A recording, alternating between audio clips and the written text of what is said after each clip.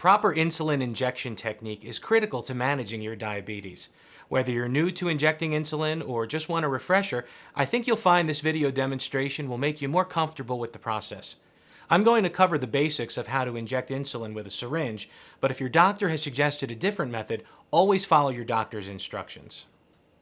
For this demonstration, I'll be using a half milliliter BD insulin syringe with the BD ultrafine 6mm needle, and I'll use a dose of 34 units of U100 insulin. This is only an example, so be sure to check with your doctor to determine the syringe and the dose that are right for you. First, gather all your supplies onto a flat surface. You'll need your syringe, a bottle of insulin, 2 alcohol swabs, and a sharps container. After washing your hands with soap and water, open the alcohol swabs and place them on top of the packages. Before I continue, I want to make sure you're familiar with the parts of the syringe. The largest part, called the barrel, has markings that are used to measure your insulin. A half milliliter barrel can hold up to 50 units. The long lines mark every 5 units, and the shorter lines in between indicate single units. The barrel has wings, or flanges, on the bottom to help you hold the syringe. A white cap covers the end of the plunger. Inside the barrel, the plunger has a black rubber stopper that moves as you push or pull the plunger. At the other end of the syringe is the needle, which is covered by an orange cap. Make sure your syringe has an orange cap and that the barrel is printed with U100 only. If your syringe doesn't have these features, it's not designed for insulin. Unless your doctor tells you otherwise, only use an insulin syringe. Next, let's look at our insulin bottle. If you're using a new bottle of insulin, remove the bottle's plastic cap and throw it away. On the insulin label, write the date you opened the bottle. That way you'll know when a month has gone by and it's time to dispose of the insulin. Before injecting, always check the insulin closely. If it has any lumps or crystals or a strange color, dispose of the insulin and use a new bottle. If you have any questions about the way it looks, check with your pharmacist. Now, if you're using clear insulin and it looks okay, then you're ready to inject. If you're using cloudy insulin and it looks okay, gently roll the bottle between your hands about 20 times until the liquid is well mixed and has an even look. Be sure never to shake your insulin. That could create air bubbles or even damage the insulin. Next, use one of the alcohol swabs to wipe the top of the insulin bottle. Then let the alcohol air dry. Now, when you draw insulin, the first step is to inject air into the bottle equal to the amount of insulin that you intend to take from the bottle. This makes it easier to get insulin into the syringe. To get started, twist and remove the white cap from the end of the plunger. Then, pull the orange cap off the needle, making sure to pull straight off to avoid damaging the needle. In this example, I'm using a dose of 34 units of insulin. So to get 34 units of air into the insulin bottle, first I need to get 34 units of air into the barrel of the syringe.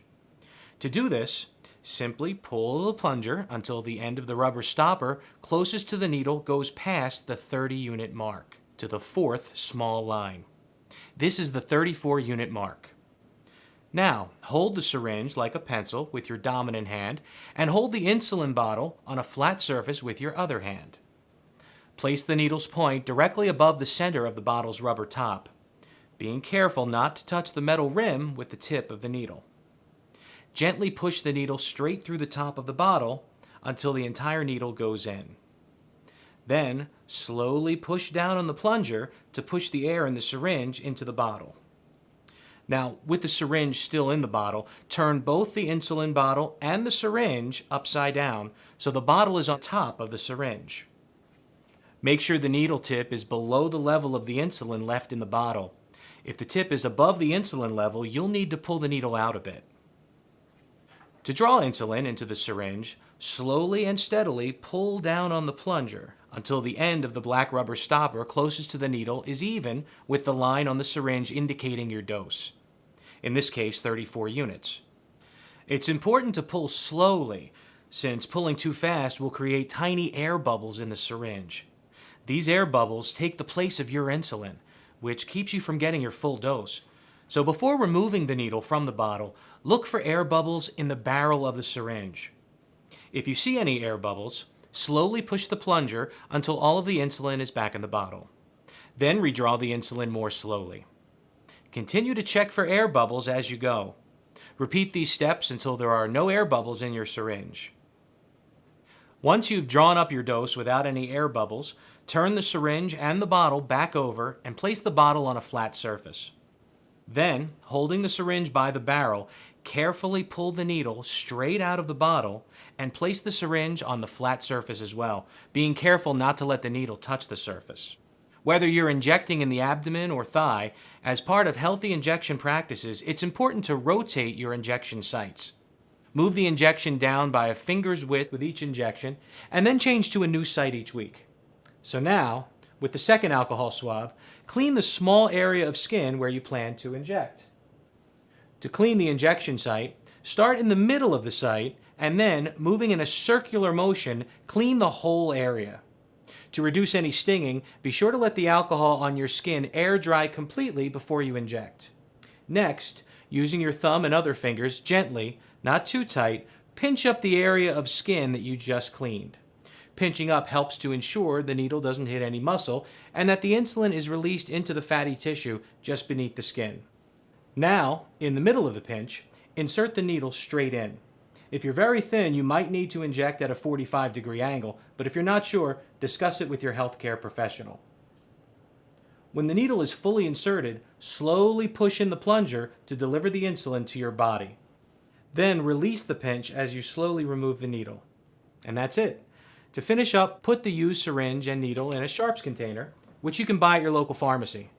Be sure to check with your sanitation company regarding rules about proper disposal of used syringes and sharps containers. And remember, never reuse a needle after you've injected. The caps and alcohol swabs can be placed with your regular trash. That wasn't so hard, right? But it's really important. Proper insulin injection technique helps ensure better glucose control, which is critical in managing your diabetes today and over the long term.